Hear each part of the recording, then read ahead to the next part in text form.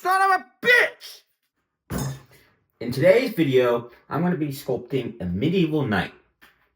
I'm sure everything will go according to plan. Right? From this point on, I shall be calling my sculpture Sir George. Sir George kept falling over, so I placed clay all around Sir George to prevent this. For the life of me, the pose I was going for was not working, so I ripped off the legs and I did sections at a time.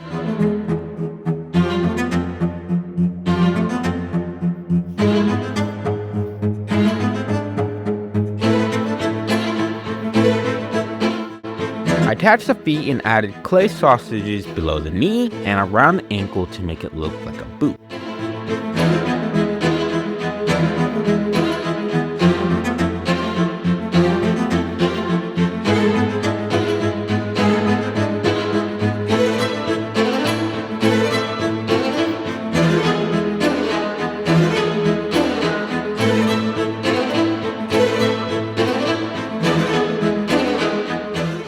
I initially didn't like the way the belt was looking, so I took it off and added some smaller clay sausages and added fur.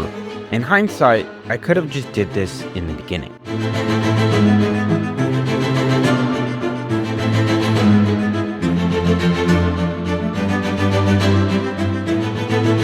I added some long clay sausages around the torso for armor and smoothed it out, but didn't like how it looked, so I took it off.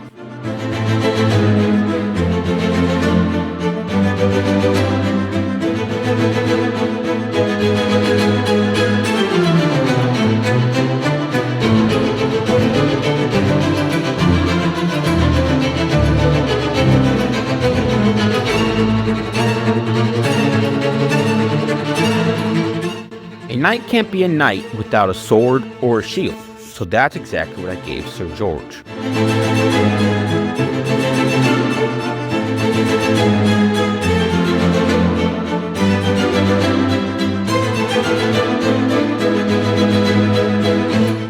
The thought of making metal armor for Sir George kind of made me want to throw up, so I gave Sir George some leather shoulder armor, and we'll say he's been retired for a while.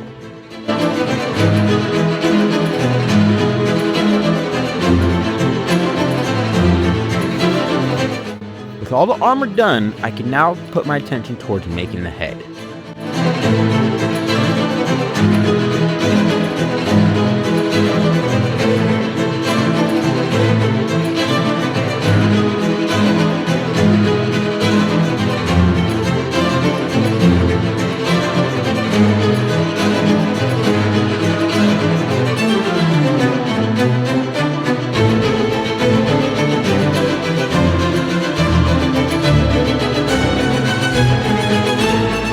The head wasn't heading, so I cut it off and decided to go with something more simple.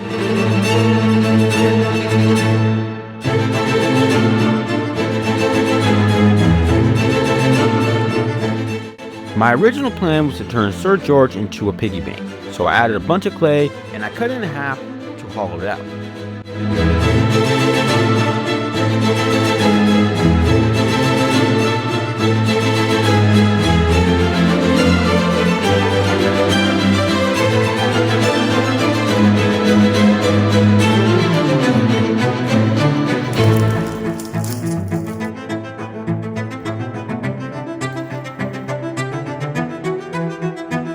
After letting the clay dry for a few days, I took my handy dandy airbrush and I started painting Sir George in an assortment of all different colors.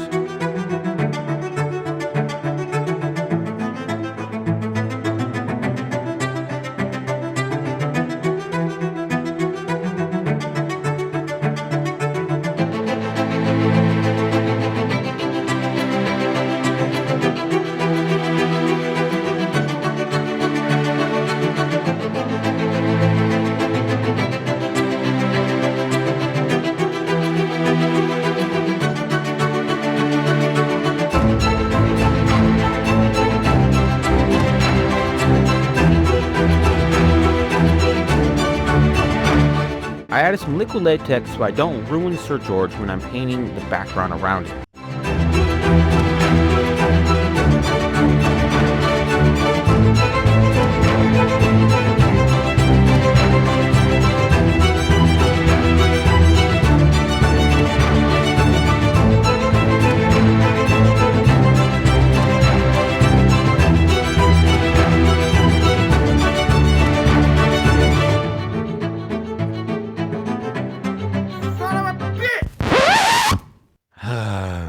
I knocked the shield off, and the day before I knocked the sword off.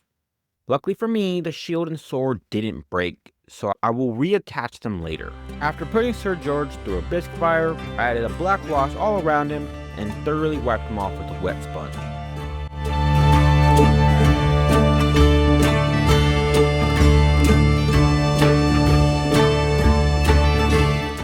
I used an old toothbrush to splatter some red underglaze to make it look like blood, and I took a paintbrush and painted over the bigger spots.